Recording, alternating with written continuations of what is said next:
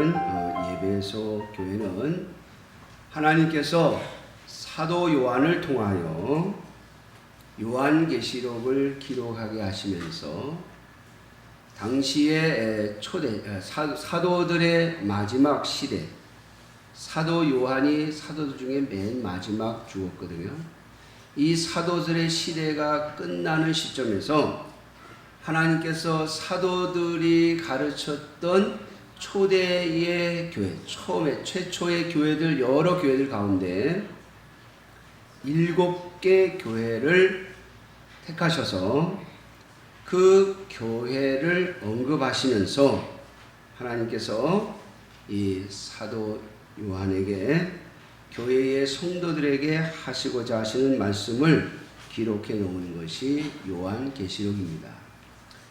초대교회들이 많이 있지만 그 가운데 7교회를 특별히 언급하시면서 하나님은 오늘 우리에게 말씀하고 싶어 하셨습니다. 이 7교회들 중에서 제일 먼저 나오는 교회가 에베소 교회입니다.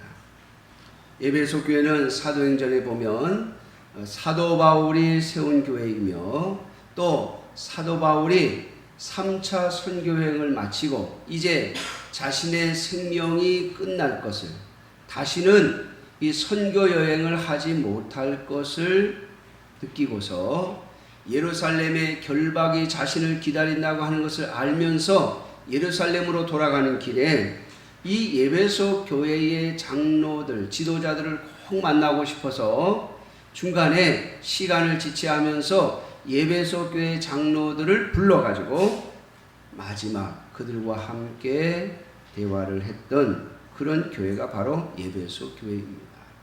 그때 사도 바울이 에베소 교회를 향하여 내가 눈물과 기도로 너희들을 가르친 것을 잊지 말고 기억하라고 했고, 사도 바울이 다시는 너희를 보기가 어려울 것 같다라고 하는 말을 듣고 에베소 교회 장로들은 사도 바울을 붙잡고 많이 울었던, 사도 바울의 사랑을 많이 받았던 교회가 바로 에베소 교회입니다. 그러므로 이 에베소 교회는 많은 교회들의 본이 되었고 또 많은 교회들에게 힘이 되었던 그런 교회들 중에 하나이지요. 그런데 오늘 이 에베소 교회를 향하여 하나님께서, 예수님께서 편지를 써 주시면서 이 에베소 교회를 향하여 하시는 말씀을 오늘 저와 여러분들이 한번 생각해 보면서, 하나님께서 우리를 이 전도에 미련한 것으로 부르시는 하나님의 지혜로 말미암아 우리를 구원하셨는데, 오늘 우리들에게, 하나님의 교회의 성도들에게 요구하시는 참된 지혜가 무엇인가를 한번 생각해 보려고 합니다. 여러분, 성경의 거의 모든 내용들, 요한계시록의 후반부를 빼놓고는 성경의 거의 대부분의 기록들이 이 과거에 있었던 일을 기록해 놓은 것입니다. 우리가 보통 알고 있는 창세기, 출애굽기, 레위기, 민수기, 신명기도 모세가 이스라엘 백성들을 가나안 땅 입구까지 데리고 가서 광야 40년을 다 보내고 이제 자신이 죽기 직전에 하나님께서 세상을 창조하실 때부터 해서 지금 이스라엘 백성들을 가나안 땅 입구까지 데려온 이야기를 한 것이 바로 모세오경이죠. 거의 대부분의 성경들이 나중 후대 사람들에게 알려주고 하나님의 뜻과 하나님의 주신 계시를 알게 하시려고 기록해 놓은 것입니다. 그러므로 우리는 이 에베소 교회에 쓰시는 하나님의 편지를 통해서 오늘 하나님께서 저와 여러분들에게 요구하시는 것이 무엇인가를 잘 생각하고 하나님께서 우리에게 주신 지혜를 따라 살아갈 수 있는 저와 여러분들이 되시기를 주님의 이름으로 축원합니다. 자, 오늘 본문을 보면 2장 2절에 내가 내 행위와 수고와 내 인내를 알고 또 악한 자들을 용납하지 아니한 것과 자칭 사도라 하되 아닌 자들을 시험하여 그의 거짓된 것을 내가 드러낸 것과 또 내가 참고 내 이름을 위하여 견디고 게으르지 아니한 것을 아노라. 이렇게 말씀을 하십니다. 다시 말하면 이 에베소 교회의 성도들이 하나님 앞에서 어떻게 신앙생활을 했고 어떻게 하나님 앞에 헌신한 것을 하나님이 알고 계시다라고 말씀하고 있는 것이죠. 사랑하는 성도 여러분, 하나님은 우리의 과거, 우리가 어떻게 살아왔고 또 어떤 생각을 가지고 살아왔는가, 어떠한 수고를 했는가를 하나님은 잊지 않고 기억하고 계십니다. 그러므로 오늘 하나님께서 에베소 교회의 성도들에게 주시는 이 말씀은 그들의 과거를, 너희들의 과거에 너희들이 어떻게 신앙생활 했는지를 내가 알고 있다라고 말씀을 하시면서 하시는 말씀이죠. 사랑하는 성도 여러분, 오늘 저와 여러분들이 이 땅에 살아가면서 우리가 항상 하나님 앞에서 생각해야 하는 것이 있습니다. 그것은 바로 우리의 과거의 경험이에요. 첫 번째는 우리가 예수 그리스도를 만나기 전에, 우리가 주님을 알기 전에 우리가 어떠한 삶을 살았고 어떠한 생각을 하면서 살았는가를 기억해야 합니다. 왜냐하면 마치 나는 원래 태어나면서부터 원래부터 예수님을 믿었던 사람이라고 생각하는 것만큼 우리를 교만하게 하는 것이 없기 때문입니다.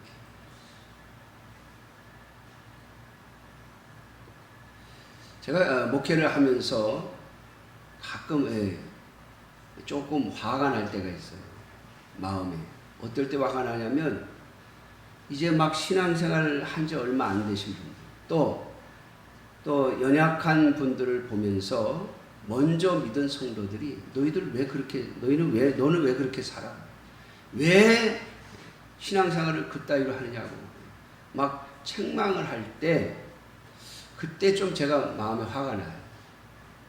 왜 그런가 하면 우리가 다 똑같은 과거를 가지고 있거든요. 그렇지 않습니까? 우리가 예수님을 만나기 전에, 하나님이 우리에게 은혜를 베풀어 주시기 전에 우리 다 그런 생활을 했어요. 여러분, 저는 어머니 등에 업혀서부터 교회를 다녔습니다.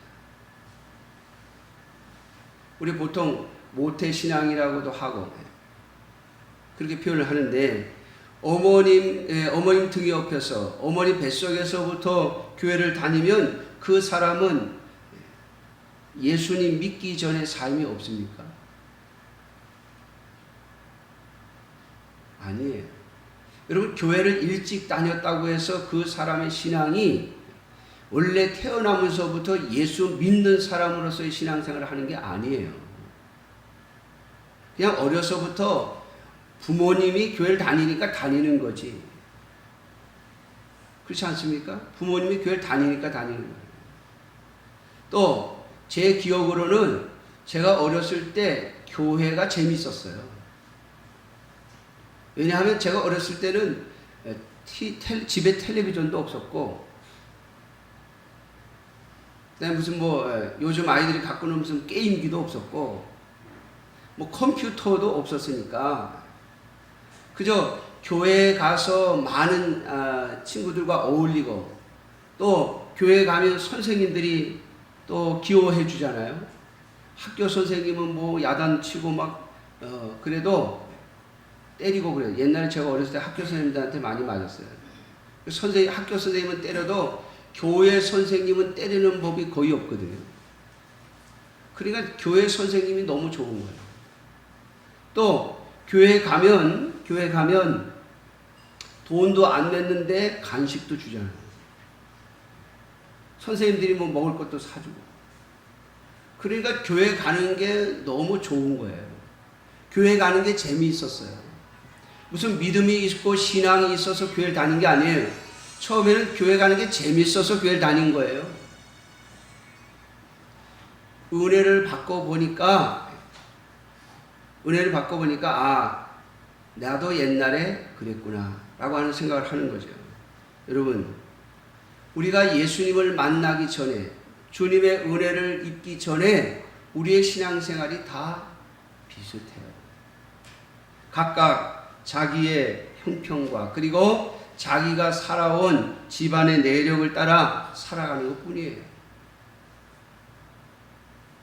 좀 얌전하거나 아니면 바르게 살던 아이들은 신앙이 좋아서 바르게 사는 것이 아니라 우리 한국 사람들은 원래부터 유교적인 사상 바탕이 있으니까 어려서부터 부모님들이 착하게 살고 똑바로 살고 예의 바르게 살으라 그래서 그렇게 살고 어떤 집안은 그걸 못 가르쳤으니까 교회는 나와도 엉터리로 하는 거예요. 전에 제가 그런 얘기를 들었어요. 교회 다니는 애들이 왜 인사를 안 하냐, 인사를. 왜 인사를 안 하겠어요? 집에서 인사하는 걸 안 가르치니까 안 하는 거지. 엄마 아빠가 인사하라고 안 가르치니까 애들이 교회 와서도 인사 안 하는 거예요. 근데 부모님들이 집에서 너는 어른 보면 무조건 인사해라 이렇게 가르쳐 놓으면 하지 말라고 해도 교회 와서 애들이 인사해요. 그래 안 그래요? 여러분, 우리가 신앙이 좋아서 원래부터 신앙 있는 사람으로 태어나고 또 자라가는 게 아니에요. 그런데 마치 나는 원래부터 신앙생활을 잘했던 것처럼 생각하고 너는 왜 그런 신앙생활을 그렇게 하냐? 너는 왜 그렇게 신앙생활이 약하냐? 왜 이렇게 믿음이 없냐? 이러고 말을 하는 걸 보면 제가 조금 화가 나요. 우리도 다 그랬는데 오히려 그를 위해서 기도해 주어야 하고 그를 위해서 권면해 주어야 하는데도 불구하고 야단을 치시는 분들이 있어요.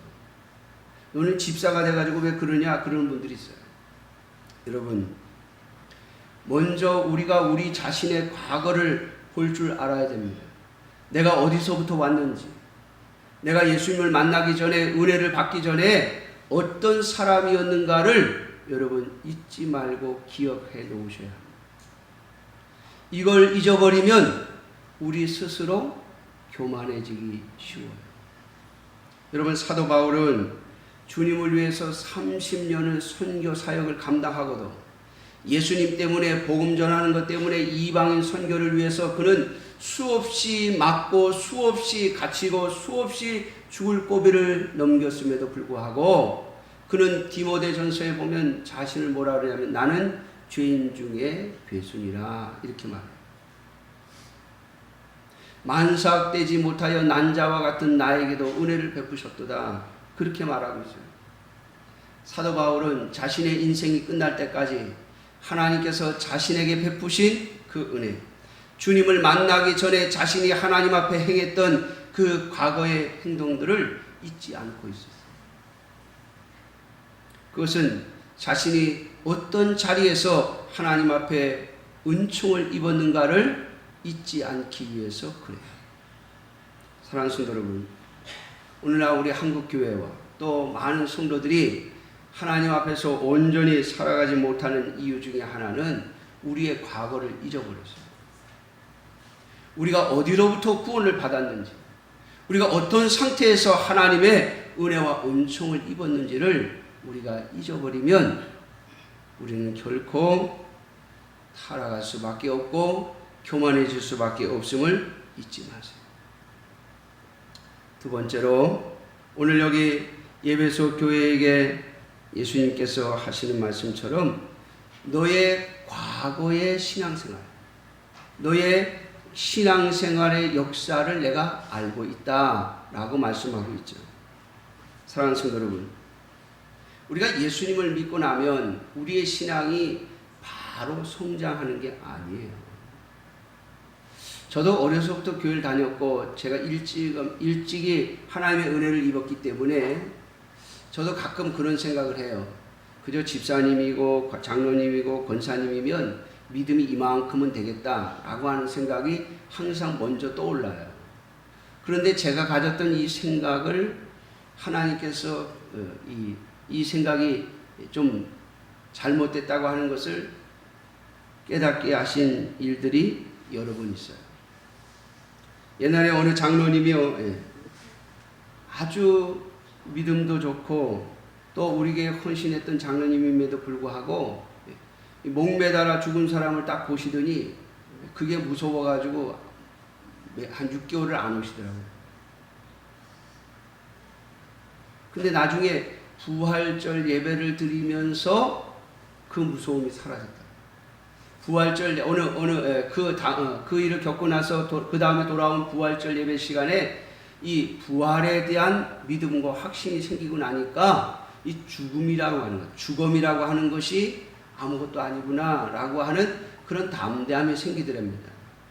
여러분, 저는 장로님쯤 되면 그런 믿음을 가지고 있는 줄 알았어요. 그런데 아니더라고요.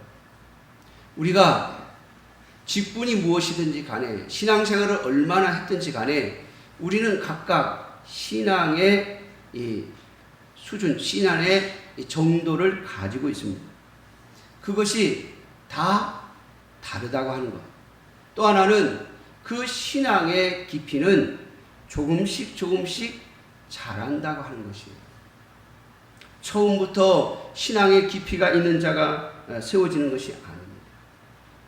사랑하는 성도 여러분, 히브리서에 보면 이삭의 믿음에 대하여 하나님이 이야기하실 때 뭐라고 말씀하시는가 하면, 이삭이 자신의 두 아들 에서와 야곱에 대하여 이 축복 기도를 했을 때 이게 바뀌었다는 것을 알고도 이걸 도로 바꾸지 않았다는 것. 이게 이삭의 믿음이라고 말해요. 여러분, 이삭은 야곱과 에서가 태어날 때부터 하나님께서 야곱을 택하시고 에서를 야곱 밑에 두셨습니다. 다시 말하면 큰 자가 어린 자를 섬기리라 말씀하심으로써 하나님이 택한 자가 야곱임을 알고 있었어요, 이삭은.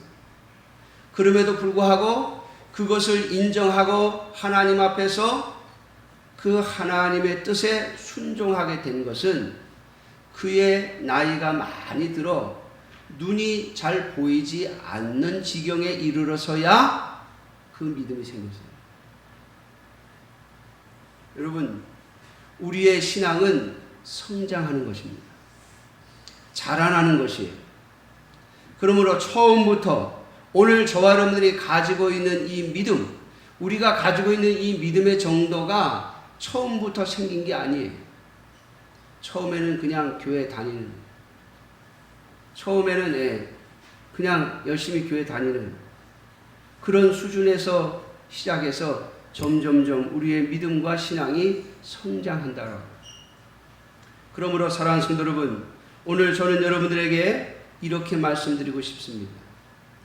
여러분들의 예수님을 만나고 난 이후에 여러분들의 신앙생활의 역사를 한번 되돌이켜 보기를 주님의 이름으로 축원합니다.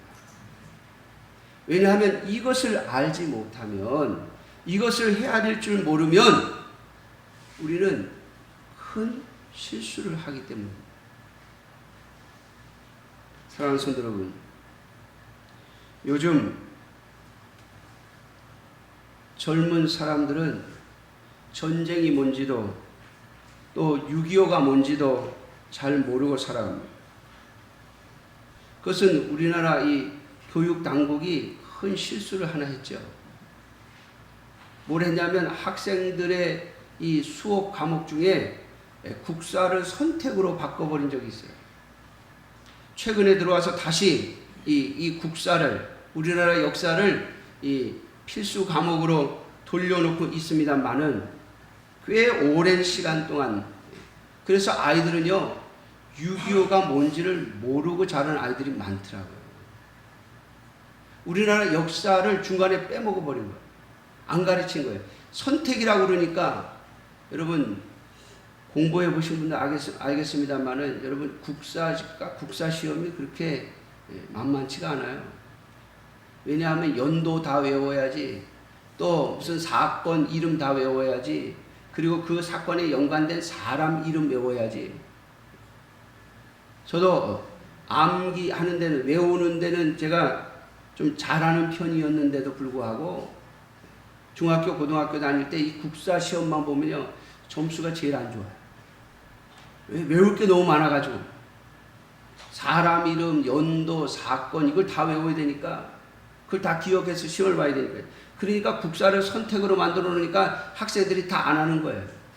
그러다 보니까 요즘 젊은 아이들이 우리나라가 과거에 어떤 역사를 가지고 오늘 여기에 이르렀는 걸 몰라. 그러니까 엉뚱한 소리들을 하는 거예요. 사랑하는 성도 여러분, 이 한 나라의 국민으로서도 자기가 속한 나라의 역사를 알아야만 그 나라의 국민으로서의 삶을 온전히 살아갈 수가 있습니다. 그리고 온전한 생각과 판단을 할 수 있어요. 우리가 과거에 어떤 역사를 가지고 살아왔는가를 잘 살펴보아야 하는 것이죠.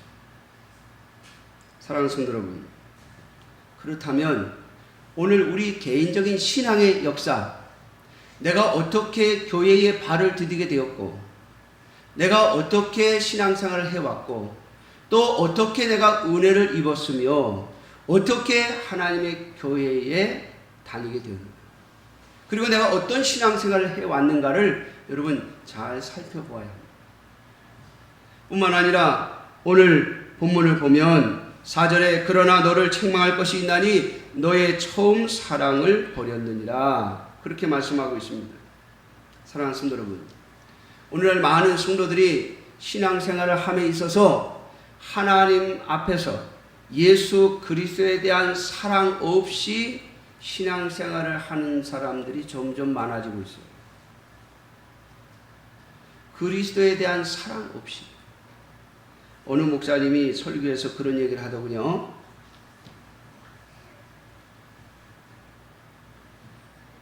연애할 때는 5,000원짜리, 6,000원짜리 커피 값을 아끼지 않고 사줘 가며 사먹어 가며 데이트를 하는데 결혼을 딱 하고 나면 그 커피 값이 아깝다고 같이 커피숍에도 안 간다. 제가 그래요. 옛날에 연애할 때는 비싼 거 막 사줘 가면서 그 연애했는데 결혼하고 나니까 아까운 거죠. 이제. 그래서 이 애정이 점점, 그리고 서로 대화도 없고 그런다. 그러면서 요즘에는 그 원두 커피 내리는 거 그런 게 유행이죠. 제가 아는 어느 목사님은 그걸 아예 기계를 집에다 놓고 그걸 막 이 커피 저 커피 사다가 막 이렇게도 내려 먹어보고 저렇게도 내려 먹어보고 뭐 그런다고 해요. 아무튼 그 목사님 설교에서 그러더군요. 집에다가 커피 기계 하나 사다 놓고 딱 짜가지고 서로 커피 마셔가면서 옛날 데이트하던 생각 좀 했으면 좋겠다. 사랑하는 성도 여러분, 오늘 본문은 우리들에게 말씀하고 있습니다. 우리가 처음 사랑을 잃어버렸다. 오늘날 우리 한국교회 성도들, 저와 여러분들이 처음 주님을 만났을 때 주님을 사랑했던 그 마음을 잃어버리고 그것을 내려놓고 그것에 대한 그 사랑에 대한 감각 없이 신앙생활을 하고 있지 않은지라고 묻고 있는 겁니다. 오늘 예배소 교회 성도들에게는 분명하게 주님께서 말씀하십니다. 너를 책망할 것이 있나니 너의 처음 사랑을 버렸다. 내가 열심도 있고 인내도 있고 진리에 대한 지식도 있지만 그리스도에 대한 사랑을 잃어버렸다. 그래서 초대교회 7교회 중에 첫 번째로 언급된 이 예배소 교회가 주님에게 책망을 받는 내용이 바로 이것입니다. 사랑하는 성도 여러분, 오늘 우리 한국교회가 가지고 있는, 우리 한국교회 성도들이 가지고 있는, 저와 여러분들이 가지고 있는 신앙의 문제의 원인이 여기에 있지 않은지 한번 깊이 생각해 볼 수 있는 저와 여러분들이 되시기를 주님의 이름으로 축원합니다. 주님께서 오늘 우리들에게 요구하시는 지혜입니다. 오늘 너희의 삶 가운데 나하고 가졌던 그 처음 사랑의 마음을 잊어버리고 신앙생활하고 있지는 않은지. 그저 교인이 됐으니까, 교회 다니는 거니까, 교회 안 나가면 뭔가 좀 이상하니까, 교회 안 나가면 뭐 좀 벌 받을 것 같으니까,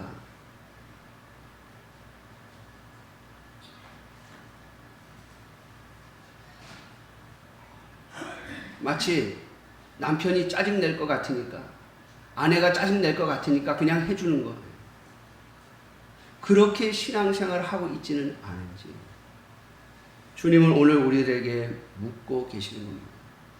사랑하는 성도 여러분, 주님과 가졌던 그 사랑, 주님과 가졌던 그 사랑의 마음을 우리가 잊어버리고 살아가고 있지는 않은지를 살펴보는 저와 여러분들이 되시기를 주님의 이름으로 축원합니다.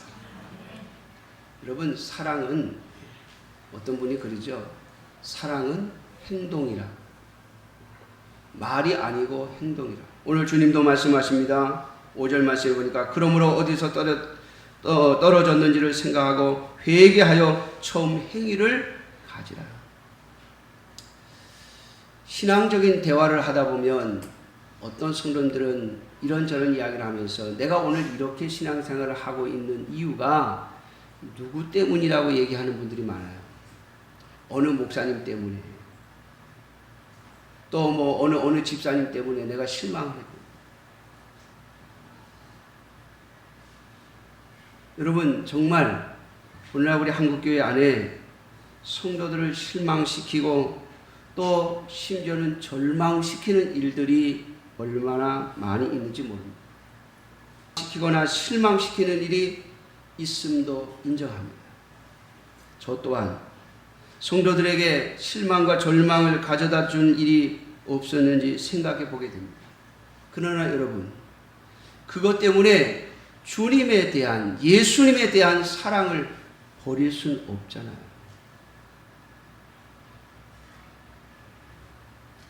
조금 더 깊이 생각해 보면 주님에 대한 사랑이 식은 것이지 다른 데서 원인을 찾으려고 하는 것은 아닌지 생각해 봐야 할 것입니다.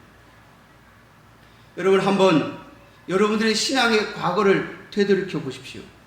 그리고 어디서 떨어졌는지 찾아내십시오. 내가 오늘 왜 예수 그리스도에 대한 사랑 없이 신앙생활을 하고 있는가? 왜 주님에 대한 사랑이 식었는가? 우리의 과거, 저와 여러분들의 신앙생활의 과거를 돌이켜보면서 찾아내셔야 합니다. 오늘 주님은 우리들에게, 예배소 교회에 말씀하시는 주님은 우리들에게 말씀하십니다. 만일 그리하지 아니하고 회개하지 아니하면 내가 내게 가서 내 촛대를 그 자리에서 옮기리라. 처음 사랑을 회복하라는 것이죠. 처음 사랑의 행위를 회복하라는 것입니다. 어디에서, 그 원인이 어디 있었는가를 찾고, 그리고 다시 주님을 향한 사랑으로 돌아서라는 겁니다. 사랑하는 성도 여러분, 주님의 사랑이 식어진 것에 대하여 그 어떤 것으로도 변명할 수 없습니다. 다른 사람에게 원인이 있는 것이 아닙니다. 환경과 여건의 원인이 있는 것이 아닙니다. 우리 자신에게 있습니다. 주님을 다른 이유로 무엇인가를 핑계 삼아 주님을 사랑하는 마음을 내려놓고 있지 않은지, 주님의 사랑이 식어진 것을 나에게서 원인을 찾지 아니하고 다른 데 핑계를 대고 있지 않은지 우리는 우리 자신을 살펴보아야 할 것입니다. 그래서 오늘 저는 여러분들에게 말씀드립니다. 저와 여러분들의 신앙의 과거를 한번 되돌이켜 보기를 바랍니다. 이제 우리 북한강 중학교에는 50주년을 앞두고 있습니다. 벌써 교회가 세워진 지 50년째가 되었습니다. 이제 앞으로 1년 동안 우리 교회가 그동안 있었던 과거의 역사들, 그리고 과거의 하나님의 은혜들, 그리고 과거에 있었던 성도들과 그들을 통한 하나님의 역사들을 한번 점검해보고 살펴보려고 합니다. 그러나 여러분, 교회의 역사를 되돌이켜보기 전에 먼저 저와 여러분들이 우리의 신앙의 역사를 되돌이켜보고 주님을 향한 우리의 사랑이 어디서 식어져 있는지, 어디에다가 핑계를 대고 주님을 향한 사랑의 마음을 내려놓고 있는지 우리가 우리 자신을 살피고 그리고 주님 앞에 회개하며 돌아설 수 있기를 주님의 이름으로 축원합니다. 기도하겠습니다.